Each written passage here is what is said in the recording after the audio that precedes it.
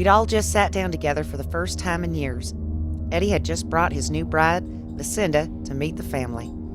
Grandpa had his bag of big league chew stuffed in his craw, so he didn't have much to say, but Grandma, well, we couldn't get her to shut up.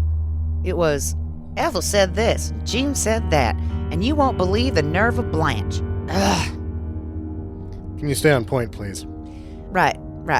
So Frank pulled the turkey off the George Foreman grill and brought it over to the coffee table where we were all sitting and watching Dallas beating the shit out of the Redskins. And little Billy asked how come he couldn't play Cowboys versus Indians anymore at school. And I told him it was on account of a bunch of bleeding heart liberals thinking they's gonna take our words away because it makes them cry too much.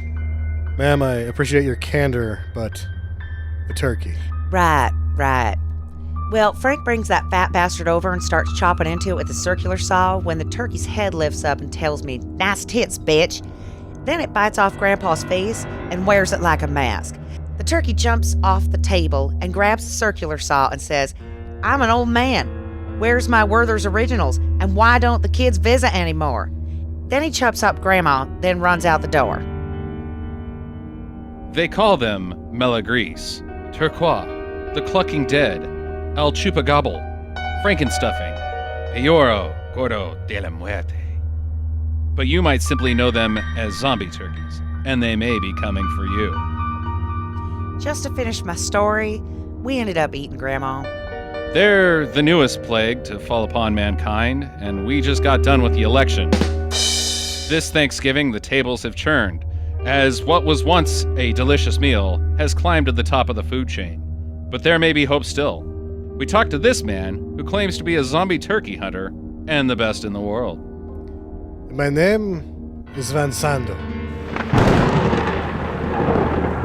I've stalked Cluckulas across Europe, the frozen tundras of Australia, the thick jungles of Des Moines, and the wild deserts of Canada.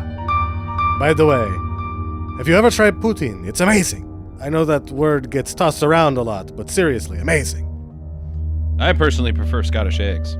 So I heard about this Italian dish called supplì.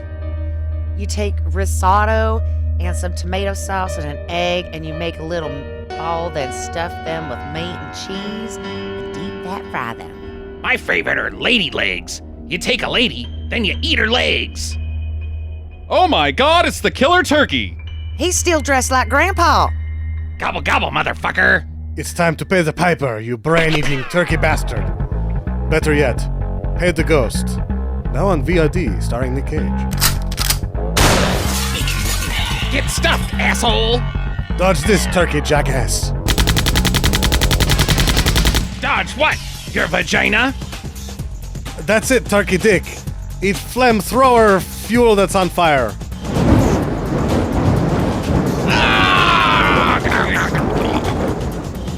Now you're all dark meat. So this Thanksgiving season, remember to be thankful for burly men with lots of guns. And if you got one, pat your Native American friend on the back and be sure to say, "Hey, sorry about everything. Our bad. How about I make it up to you with a few drinks? Maybe play a few rounds of blackjack. Are you cold? Can I get you a blanket?"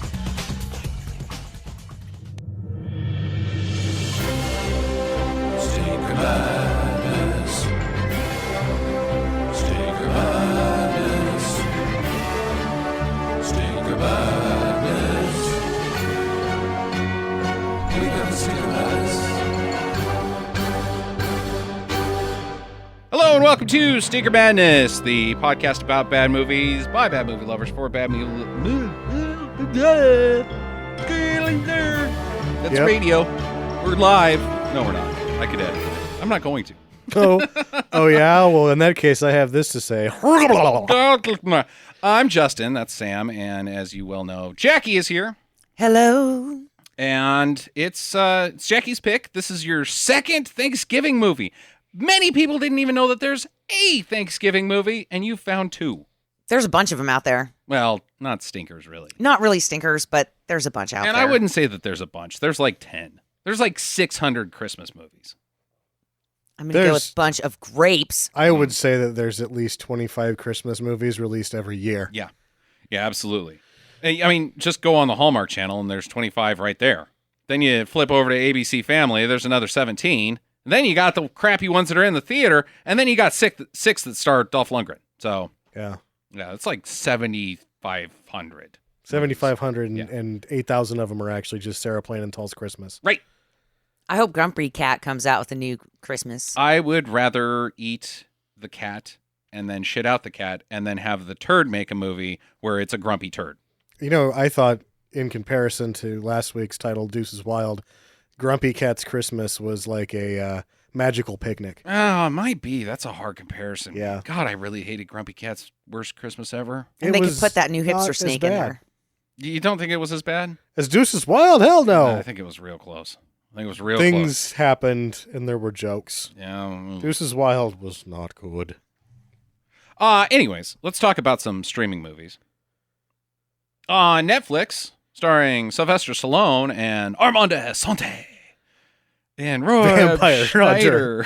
Yeah, That's who I ended up doing a minute ago. I Yeah, didn't you even were- realize you were I was Armand Assante You totally because everything since we watched that. Just we're talking about Judge Dredd, right? We're talking about Judge Okay. Dredd. Nice segue. Yeah. So everything since we watched that has been Armand Assante because he sucks so bad. For 2 weeks, I've been walking around being Armand Assante for no explicable reason. You know what's interesting is when we watched Assassins, starring Sylvester Stallone, you walked around pretending to be a handsome guy from Mexico. What the fuck is his name? Totally blanking. Antonio Banderas. Antonio Banderas for Well, like 3 weeks. It was, but that was more or less a challenge to see if I could do all of that weird stuff. I mean, it's just what he was doing was terrible, but it was really hard to do. Right, sure. Whereas Armand Assante is really easy to do. Has Armand Assante been in anything good ever? One time. Yeah, there's a couple of them. I couldn't. There's like a brother pick that they did in Spanish, but I don't know off the top of my head. Is he the lead? It's a buddy picture, so there's Yeah. 2 of them. Yeah, see, I don't think he's ever been the lead ever. Oh, he's been the lead. Well, no, I mean like in something that doesn't suck. I think it sucks. It's that he was the Odyssey was him, Yeah? and it was a television movie, so it Yeah. had to be bad. Yeah, I don't like it. No, not good. Well, let's get into the real question here, Sam. How many dates did you get going around acting like that? 0. Yeah. Oh, okay. I bet In you fact- Armand Assante got 0 as well. If you go to get fitted for a tux, and the lady, because they have to get all over you, right? Mhm. And you act like Armand Assante, there's a good chance they'll call the police. Can you tell that I am happy? It fits very nice. Very good. Yeah, he stinks. Stallone stinks. Rob Schneider stinks. I don't like this movie. I tried it so many times, and I should. I don't like Judge Dredd in any way, shape, or form. Yeah, it's fun enough to watch. It isn't. I just don't think it is. I don't think it's fun in any way, shape, or form. Like how they... It's not that they broke the formula of Judge Dredd, because clearly they were going to break the formula of Judge Dredd. How they broke the formula and still had Stallone be... like, this is hammy Stallone. Yeah. Like prime 90s, hot off the press of Demolition Man. Yes. Zillion one-liners, some dark comedy type stuff, and just completely not make any of it worth a shit. Yeah, well, I think you said it during the movie that this is a shitty Demolition Man 2. Yeah. And what it is Demolition Man 2 without Wesley Snipes, good comedic writing, or any level of charm. Or really good action sequences either. The action sequences were terrible. They were really bad. And expensive. Speaking of expensive, I will give this thing one thing that I was quite impressed with going back and revisiting is it's not really, I guess it was all computer at that time. It's not set design, whatever you call it, just the design of the world, Yeah. mega city or whatever the hell that, Mega City 1. yeah, where Dredd lives, They were paintings. looks great. Yeah, they're really They good paintings. look great. That's like, but I think also too, that's like the height of painted backdrops probably. Oh, they look great. There is some computer effects that are splashed in there, but Yeah, maybe it was painting and then laced over the top with just a little touch-up work. they did all three. What you have is the front end of like the gate clapping billboard is computer generated. While that's happening, they did computer generated graphics over the top of rear projection, which was models and painting. So you've got really all three things happening in one sequence. They didn't do a great job compositing it because you can see the scars on the surgery. They look good. Looked okay. Yeah. But 1995, I thought they looked pretty good. yeah, in terms of the models and the painting, it's sort of the height of that art form. I was bored. You were bored. Huh. Okay. I didn't like it that much. I'm going to give it a do not.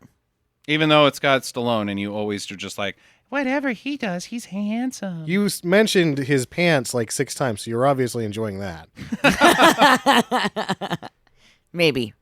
But that was it. Just the pants. Not- tight pants. Not Rob Schneider's pants. Well, I think that's when it went downhill for me, is when Rob Schneider showed up. 4 minutes into the movie. Yeah. He I really was does like- bring it down. I hate this guy, and I was really glad when he got arrested and he kind of disappeared, right? For a little bit, yeah. Yeah. And then I was interested, and then he came back, and I was like, fuck, I hate that guy. Yeah. He was up for the Razzie, I think. Probably. And, ugh.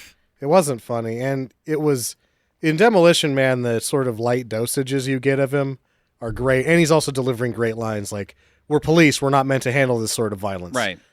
But then you don't see him again for 25 minutes. Sure. So that works out. Right. Whereas this was the Manimal. A buddy pick And as well.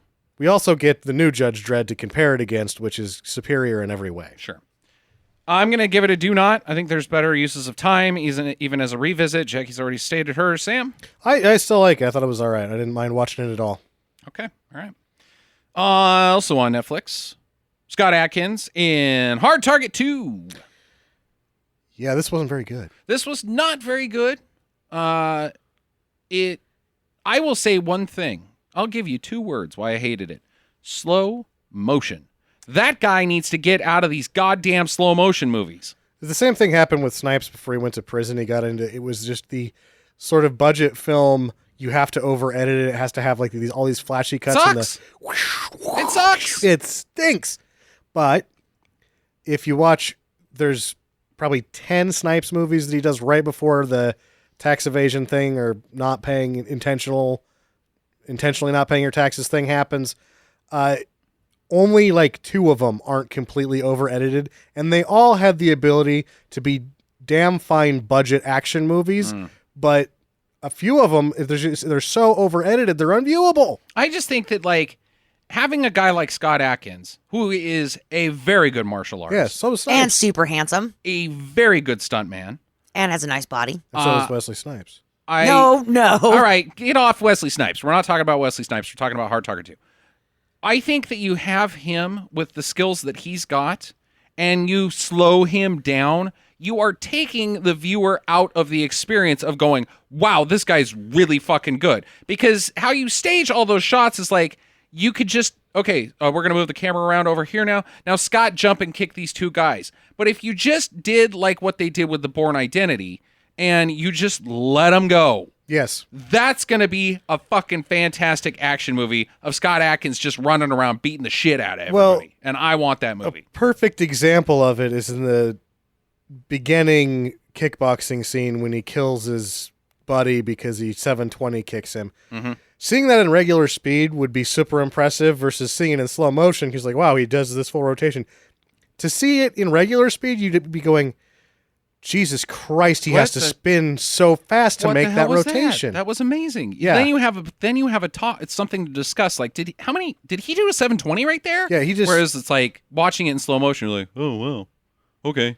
And that it looks dumb in slow motion. It looks dumb. And in regular speed, he'd be moving so fast, you'd be like, yes, I believe it. He kicked that man's head off because of how fast his foot has to be moving to make that rotation. He kicked that man so hard his leg fell off. Yes. And knocked another leg off. Right. On its way down. I'm going to give it a don't. Hate to say it. I didn't like it.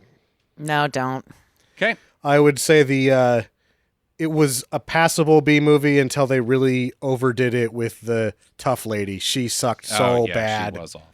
Ugh. What was her? Rona Mitra? I don't know. She stinks. Tough. It's fine to be tough, but when your attitude is tough and you're not tough physically, like if you kick nobody's ass, but the whole time you're like, you guys would do a good job if you get your eyes off my ass. Yeah. Fuck off with that shit. Yep. God, we're sick of it. Okay, anyways, last but not least, we got 2 versions to talk about here. One we're going to briefly touch on, but I want to talk about on Mystery Science Theater's channel on Shout Factory on YouTube. Samson versus the Vampire Women, also known as Cento versus, because it's VS, I guess that's in Spanish. Yeah. Versus. Versus. In every abbreviation of versus is VS, actually. Well, I know, but do you say versus in Yeah. Spanish? Okay. Cento versus los mayores vampiro. Yeah. Maybe it's versus. Versus. I'm not sure. That's vampiro. Anyways, Santo versus the Vampire Women. Both versions are on YouTube, with or without Mystery Science Theater. I'm going to start out and say this is the first time I've ever seen a Mystery Science Theater movie where I would have thoroughly enjoyed it with or without them. The Joe Don Baker movies on Mystery Science Theater? Nope. You It's can't not? watch. There's like 4 of them, but they stink without them. Oh, I thought the one was No, all right. Mitchell sucks. I know that Mitchell's the one. Mitchell sucks. All right. It is so boring. This was great, though. Absolutely great. For those of you that have never heard of Santo, he is a Mexican wrestler working from like 1950 to 1980. The biggest deal of all time in Mexican wrestling, essentially. Luchador. But then he comes into these movies as a superhero and fights evil guys. We were talking about it. It's like he breaks the fourth wall of reality because rather than having like we have Hulk Hogan in these movies or whatever wrestler we have in the movies, his character is the star, not him. That is correct. Like he's a real, he's fucking Hercules. He exists in Mexico, and these are just retelling of stories that people have heard of Santo going and fighting vampire women, per se. Or frank monsters of any kind and Yep. criminals, mastermind criminals. They Real none of life them- reenactments starring Santo. Yeah, I really liked this movie. I thought it was fucking awesome. Yeah. It's terrible, but oh my God, is it entertaining? Oh, yeah, the way that it kind of just moves along. So it doesn't really drag too much, which was nice, because some of those older movies can Right. drag and Oh, absolutely. you're like, oh God. But like even the makeup was so damn ridiculous on the vampire women. It was like, is that mud that you've just put on your face and let dry? It's very Mexican film industry type filming. Yeah. From 1962. Just exactly what you would expect. But then all of a sudden, a luchador comes in and starts beating the hell out of everybody. He's doing double axe handles and flipping over people's heads and chucking them. And he jumps out of his convertible, which is an MGA, which is sweet, and does a double leg kick on a couple vampire guys. Like, what? What the shit is this? This is amazing. Absolutely loved it, with or without. Double do. Watch it without them, then watch it with them is what I would say. yeah. Back to back it. I'm just become as mesmerized by Santo as the rest of us Oh, are. I'm enamored. Let me throw you some Santo titles. Santo against the Infernal Men. Santo against the Zombies. Santo against the King of Crime. Yeah. Santo in the Hotel of Death. Santo in the Wax Museum. Attack the Witches. I like that one. Santo and Dracula's Treasure. The Revenge of the Vampire Women. So I'm guessing they made a sequel to this one. They went to a wrestling camp they realized if they're going to have to take him on in the ring, Right. They got to train up. they got to train up. Between 1962 and 1982, Santo appears in 54 movies as the starring main character. Not like, hey, it's Santo, the guy.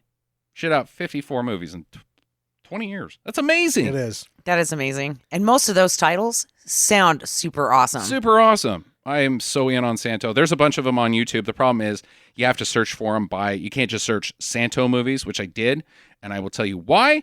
Gollywood, which is the Punjabi film industry, also has a Santo. Oh. So you get mingled up with their Santo, which also looks stupid, but I think they're When more is dramatic. their Santo? Like recent, like 2014, 2015. Because they've got a guy that is not action-packed that was big in the 80s, and he is hilarious. No, I think these are dramas. It's just like the it's stories not of good at Santo and his sadness or something. I don't know.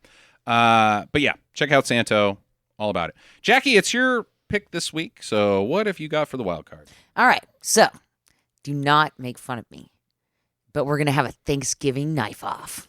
Thanksgiving knife off. We just had that last time with turkey versus Easter bunny. So this better be not the same and totally more awesome. Okay, so this is based off the food that you would have at the Thanksgiving dinner. Okay. All right. So a turkey Uh-huh. versus a pig. Living? Yeah. Okay. That would represent turkey and ham. And they both get knives. They both get knives. The pig gets one stationed on his forehead as a unicorn horn. Or you could do like fake boar tusks. Like the pig gets one knife in each where his tusk would be if he was a boar. Let's do that one Okay. instead. All right. Yeah.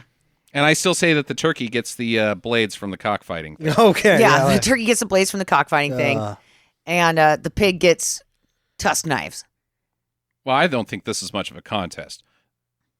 Cockfighting is a dangerous sport. Dangerous. If a turkey is fighting a pig and it's not the Easter Bunny and a magical creature, if it's not the pig from fucking Babe or something, I think that pig is bacon. The pig weighs 600 fucking pounds. That turkey would just cut its throat, dude. It's over. Maybe. Might get run over and gobbled up. Yeah. Yeah, They all can it takes hop. is one good Yeah, they charge, and then the turkey hops over it, flaps its wing, and then the blades just go right down its back. Then you got some nice split open back bacon right there. Fry that up with some eggs, and you've got a delicious breakfast. I think the turkey tries to get away, and the pig gets it in the wing and throws it down onto the ground and then tramples it. The pig's just too big. So you're saying turkey loses? Turkey loses. The pig is just too big. Oh man. Well, she's the tiebreaker. That means pig wins. Pig wins. Damn. I did not see that coming. The next one. I got 3. Oh, boy. An olive versus a cranberry. Is it like a Kalamata olive? A green It's like olive? Black olive. Black olive A versus... regular black olive Cranberries are poisonous, so that's an easy one. and a cranberry. Mm-hmm. And they both get a toothpick through the middle of them so that they can fight. This is the dumbest. Yeah. The cranberry's poisonous, I guess. So is there just 2 guys at the end of the arena, this battle arena, and they just chuck the things together and like hope that they hit, and then whichever one stays intact? Roll them down a ramp, maybe? How do you declare who the winner is? How do you kill an olive? Well, it has to lose more of its flesh than the cranberry does. Well, cranberry's just mush. Cranberry's going to bleed to death is what I think. If we put it in a food processor without the blade, where they just tumble around like they're in some sort like of that. whirlwind sword fight, Yeah. the cranberry's much harder and it's going to last longer. Unless it's an uncooked olive. Or an Then olive it's with a very fair pit. fight. I'm Or going an to take olive the with a pit. cranberry either way. I'll go cranberry too. Okay. And finally, are you ready? This better be better than the cranberry and the olive. God It's damn not. it, Abort. It's not. Damn it. Well, now I'm curious. No, I was gonna say regular mashed potatoes versus cauliflower mashed Oh, potatoes. boy.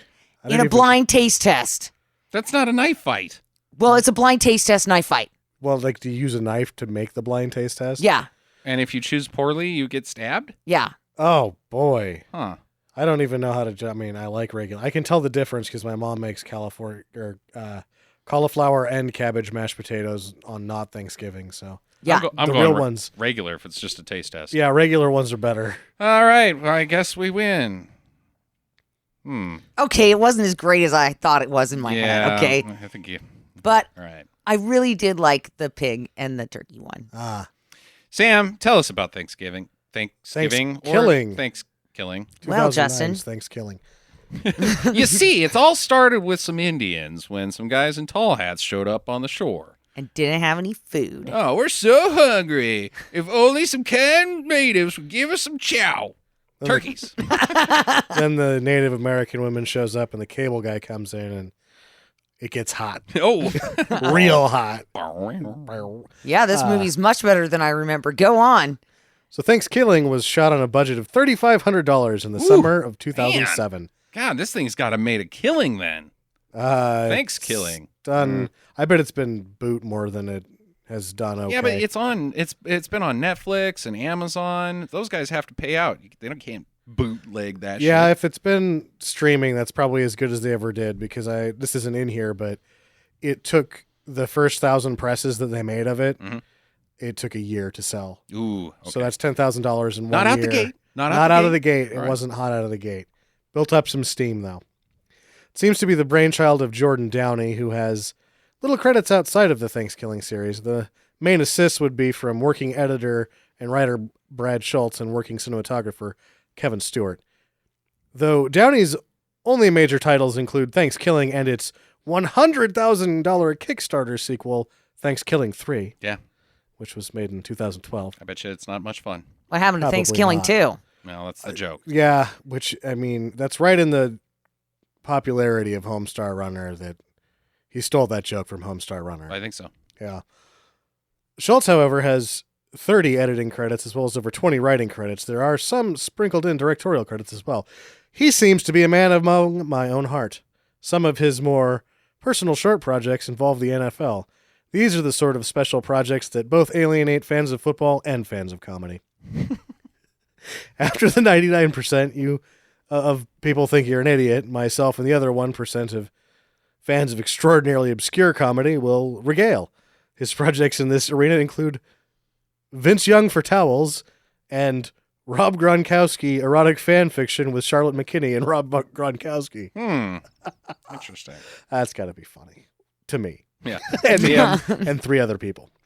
Kevin Stewart, who is the other producer, cinematographer, and additional writer, has over 50 shooting credits. In terms of how lean this film's production was, the film was shot in 11 days, and nearly every shot was used in the final incarnation of the film.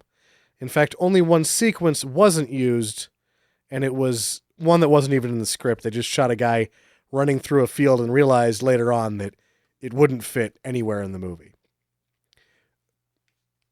Pre-production and filming occurred completely during summer break between Downey and Stewart's junior and senior year of college, so it is and it isn't a student film, at which point we can now compare it to Cannibal the Musical, as it was made under similar circumstances. Keep an eye out for what's your favorite Turkillin? Okay. And what's your favorite Tur one-liner? Okay. All right. Those are both good. Now, you have not seen this movie before. I haven't. Okay, Jackie and I watched this. Jackie loves this movie. I think this movie is freaking hilarious. Yeah, we'll see how it goes on a revisit. I remember not enjoying it thoroughly, but well, I'm down for a retry.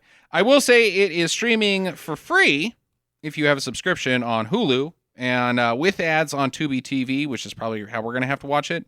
But you can also pay $3 for it and get it basically anywhere else. So make sure to watch the movie this weekend and come back to us on Monday. And in the meantime, Get to the chopper. Yeah. That was my turkey. Get to the gobbler. Fans of Stinker Madness, iTunes thinks you don't like us. What? How is that possible? Well, it's because you haven't given us a review yet. Go to Stinker Madness on iTunes and take just a couple seconds to rate and review us there. While you're at it, hit up Stitcher.com as well. Be sure to follow us on Facebook and Twitter @/Stinker Madness and email us at talk@stinkermadness.com. We'd love to hear from you. Thanks for listening and get to the chopper.